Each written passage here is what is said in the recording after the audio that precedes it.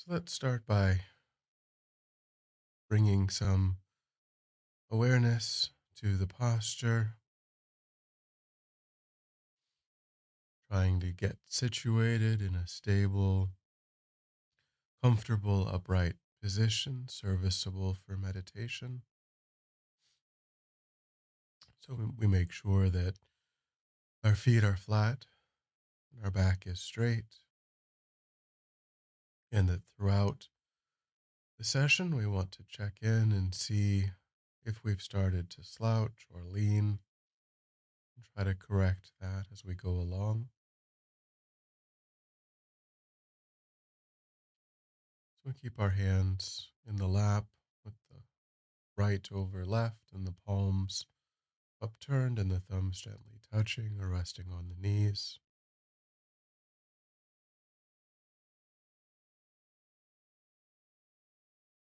Just allowing the body to settle in to its own comfortable upright position.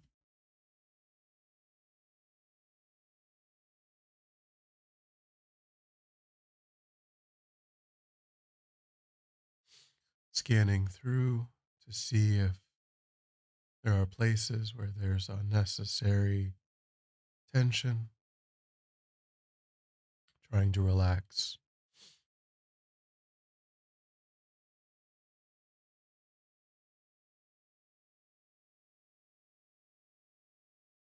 And then just start to move away your engagement from sights and sounds, bringing your awareness just to inside the body and mind,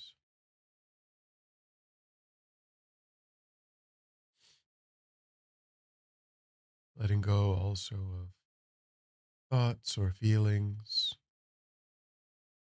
about the past or future. Start to use the physical sensation of the air as it passes into and back out of the tip of the nostrils as a way of holding your awareness in the present moment, trying to notice as quickly as possible that the mind has moved from that object to some other object, some distraction, and just to move the mind gently and quickly back without judgment or frustration, trying to hold the breath for longer and longer periods. Hold your attention on the breath for longer and longer periods.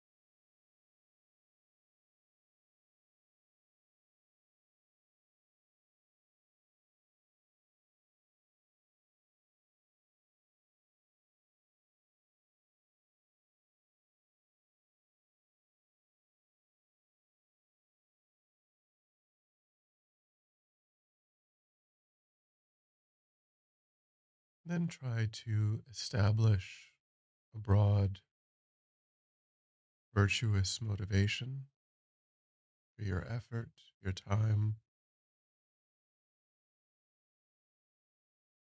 thinking about the qualities, the spiritual qualities that you're trying to develop, and how by developing them, not only do you benefit, but everyone around you also benefits. And if you have some idea of bodhicitta, enlightenment, some aspiration in that direction, then of course you can set the intention that your efforts are for the purpose of achieving enlightenment for the benefit of all sentient beings.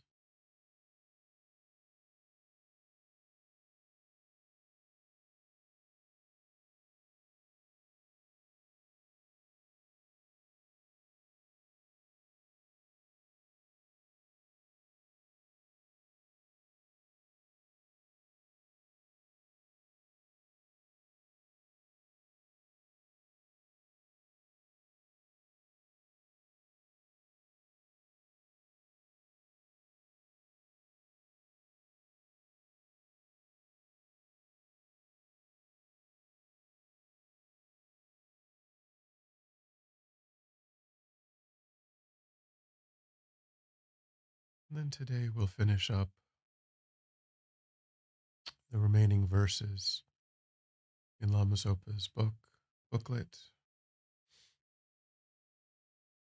Transforming a Suffering Life into Happiness. So the next verse carries on this incredibly vast aspiration to benefit. The verses, may I be an island for those who seek the safe shore of an island, a light for those who want a light, bedding for those who wish for bedding, and for all beings who desire a servant, may I become a servant for them all. May I be an island for those who seek the safe shore of an island, a light for those who want a light, bedding for those who wish for bedding, and for all beings who desire a servant, may I become a servant of them all. So we can think about how the omniscient mind of a Buddha is able to spontaneously manifest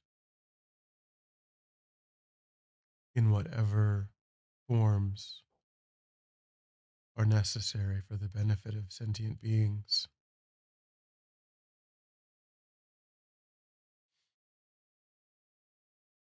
It can manifest as people, as animals, as inanimate objects. It can take on whatever is needed in that moment to bring benefit.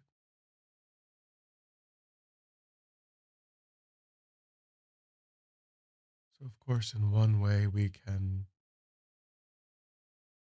be resolved to practice that path and get that result.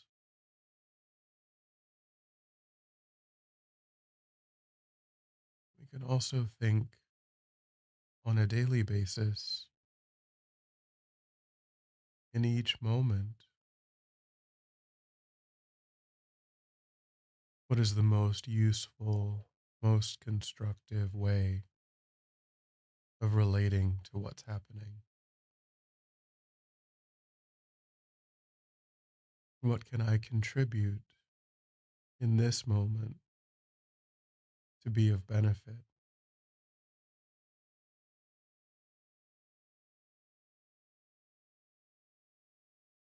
So try to think along these lines.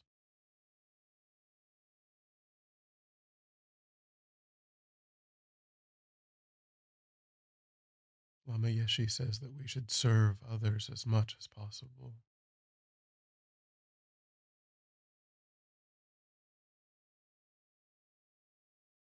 try to think along these lines and be inspired and make some examples of things that you can do now, and also try to have a broad sense of inspiration for what enlightened mind can manifest.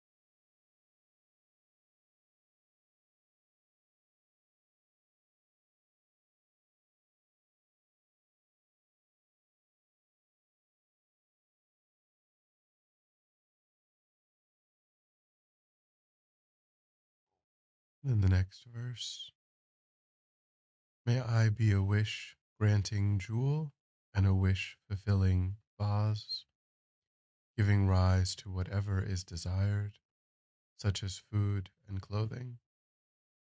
Powerful mantra accomplishing the actions of pacification, increase, and so forth.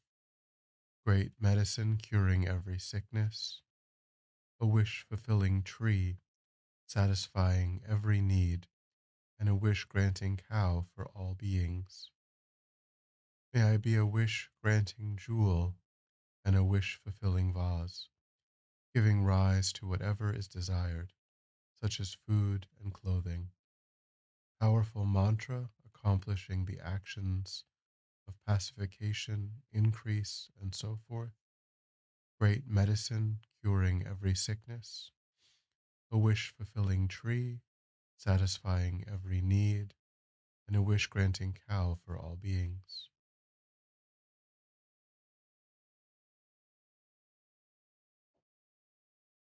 So again, we can think of the incredible, unending treasury of manifestations that result from achieving the bodies of a Buddha.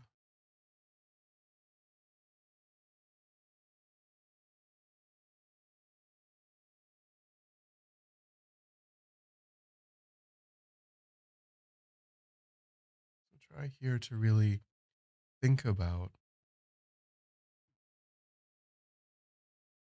all of the needs of sentient beings, all of the sufferings, the hunger, the thirst, the sickness.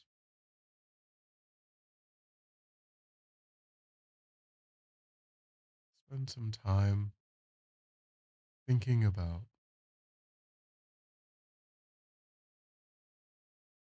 all of those needs, desires, and sufferings until your mind is moved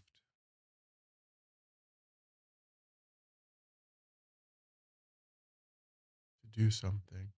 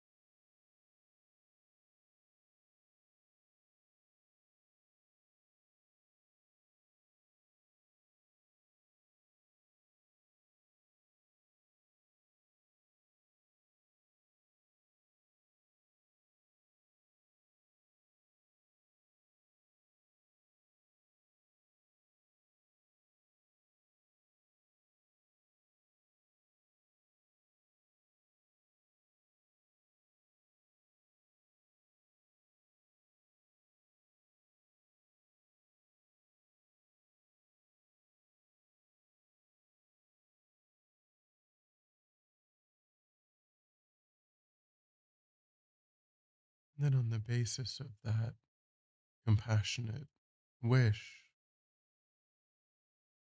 we think, may I be that solution? May I be that treasury of manifestations that provides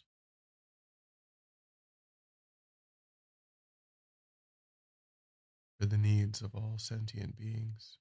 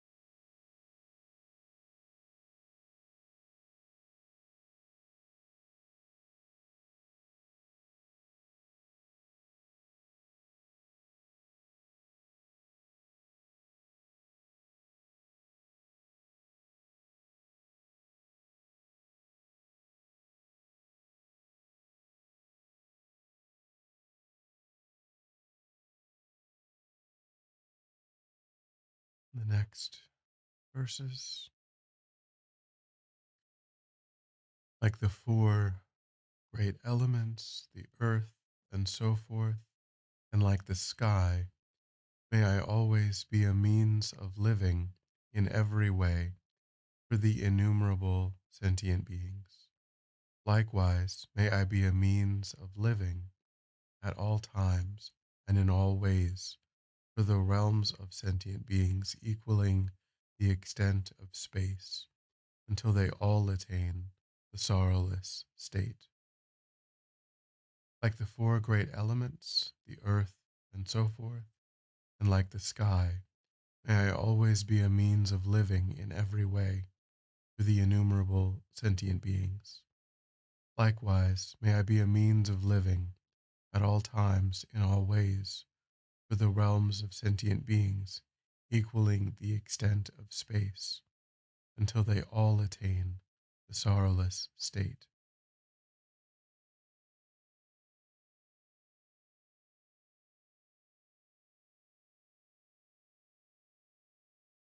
So we can try to connect with all of the varied realms here, intentionally thinking about not just the beings that we come into contact with, but the beings in the other upper realms, the lower realms, and even the form and formless realm beings, all of the beings in the desire realm, form realm, the formless realm.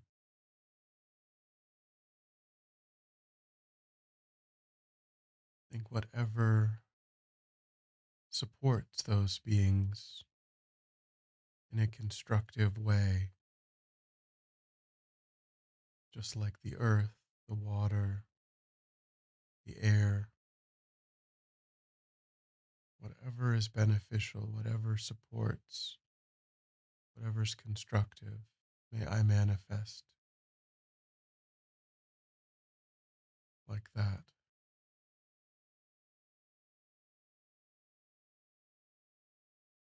until each and every sentient being is freed from cyclic existence. Try to connect with that aspiration.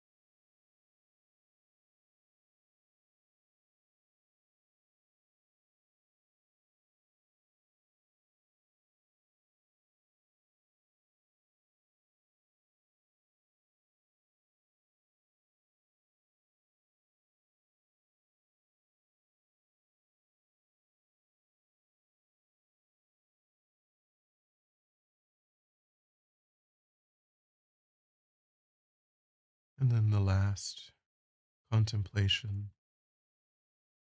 for as long as space remains, as long as transmigratory beings remain, until then may I too remain to dispel the suffering of transmigratory beings.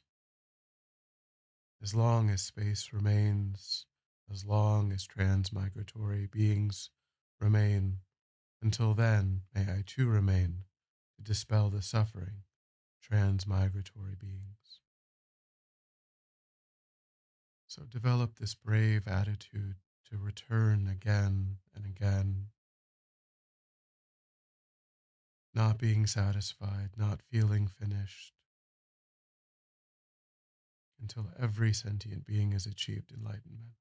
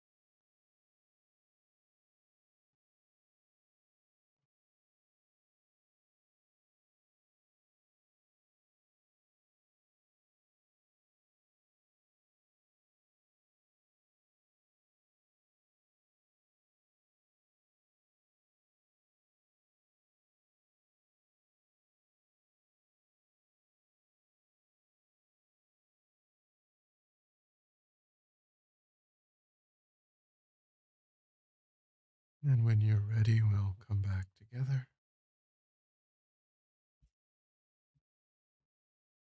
and we'll dedicate. So recollect your virtuous motivation and then think, may that positive energy ripen in whatever way is most beneficial to oneself and for all sentient beings. May it serve as a principal cause for my achieving the enlightened state, in order that I might perfectly work for the benefit of sentient beings.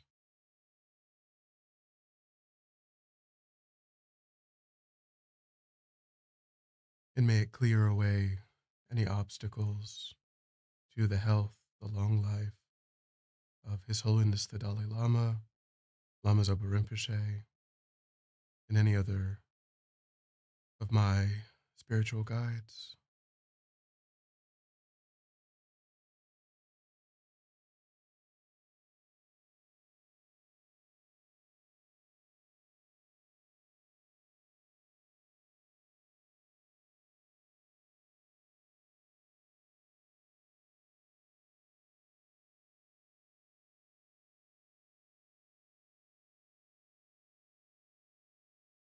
Thank you.